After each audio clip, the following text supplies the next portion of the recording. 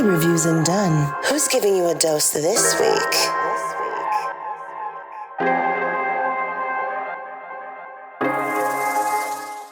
How's it going all? Derek Dunn, Reviews and Dunn. First of all, Naya, phenomenal job. Thank you. But my question was for the Greens. So there's a scene in the third act where the henchmen show up and your characters are, they're strapped up. Kendrick, you grab the shotgun. Sonequa, you grab the knife. Did you guys do that scene in one take or did you kind of play around with it to get it just right? Ooh, that's a good question. That was one of the only moments that we had without Naya and Adion. We had sent them off, of course. I feel like we did strategize that scene with Cyrus Narasta, our director, and also co-writer. He co-wrote with his wife Betsy. He was super collaborative. Yeah. And we got into many huddles. And so we talked this through. What do we feel like is authentic for this? And we kind of like choreographed it together. And I think once we did that, once we had a few rehearsals just to like get it right. And we wanted to make sure we showed the truth of Joe being the leader. He was the leader of his home. That biblical husband in so many ways. We wanted to make sure we showed that. But I think we actually only did like maybe two or three takes.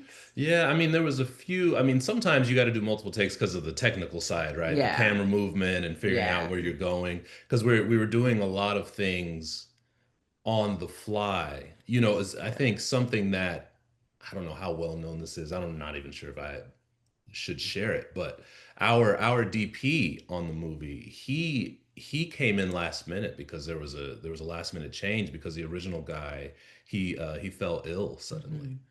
And so the whole production was at a scramble because the DP is a very important piece to the making of the movie. Director of photography. Yeah, and so Johnny Durango came in and he and Cyrus worked together on the fly. Johnny, he got the call.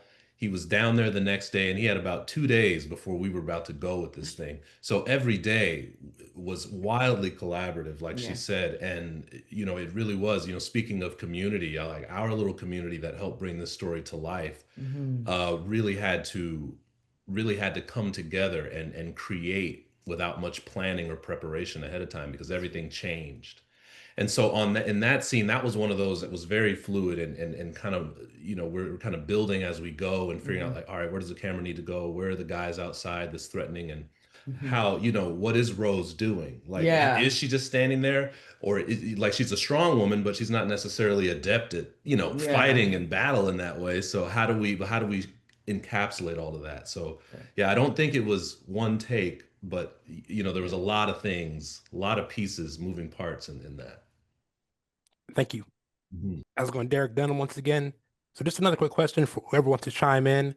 So working with Garrett Dillahunt, who plays the antagonist, how did you all create that organic animosity? Did you guys avoid each other on set, or how did that come about? I think it was also getting to know him. But also there was already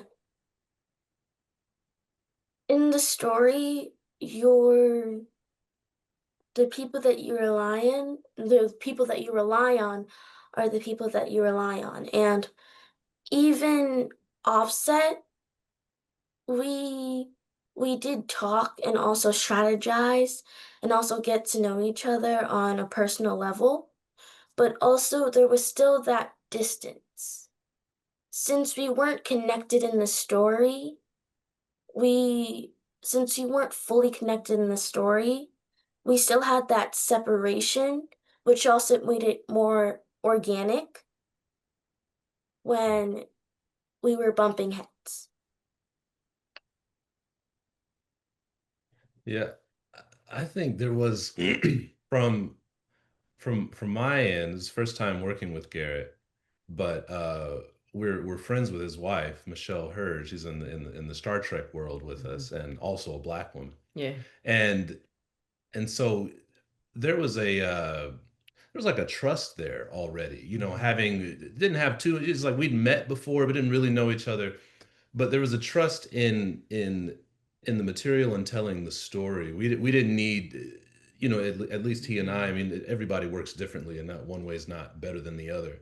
But there was actually a very like a cordialness off camera and talking. There were points we were talking about Shakespeare and Macbeth and other things outside of the movie we're doing currently, and it was really I enjoy that, because then when the cameras are rolling, it's like, oh, okay, you and I, we can get into the story and kind of think and go through whatever we need to go through. But it's, because of the trust that's present, Yeah. and understanding who each other really are, I found it like, oh, okay, now I can receive this from you in a more organic way, and not think that this is being colored by Yeah. anything other than the story itself. That's right. He is also brilliant. Garrett's he's brilliant, amazing. and we had the joy of working with a lot of brilliant people. All of our cast. Stelio, Mel, Bridget, obviously Zach.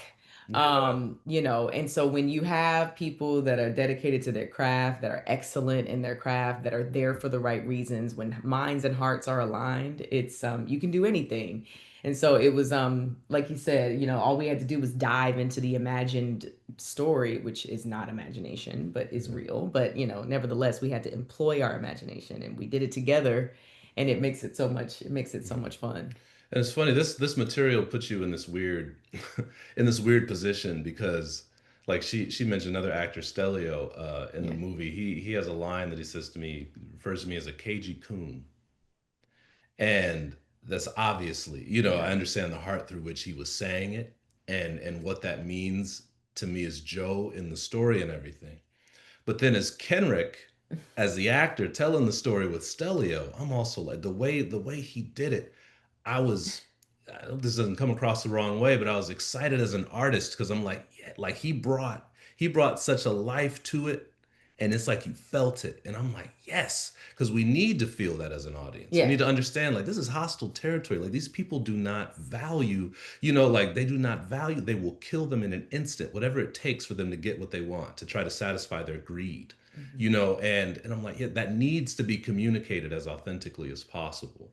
So on the one hand, I was like, I never want to be on the receiving end of those words. But then within the context of this story, I'm like, yeah, bring it. Like, give it to me. 'Cause this is what the story needs. We got to show that. Yeah. Thank you very much. Yo, what's going on? This is Drizzy Drake. Hi, this is Rihanna. Hey, what's up? This is Ludacris. What's up, y'all? This is Nicki Minaj. You're rocking with the best. It's Reviews and Dunn.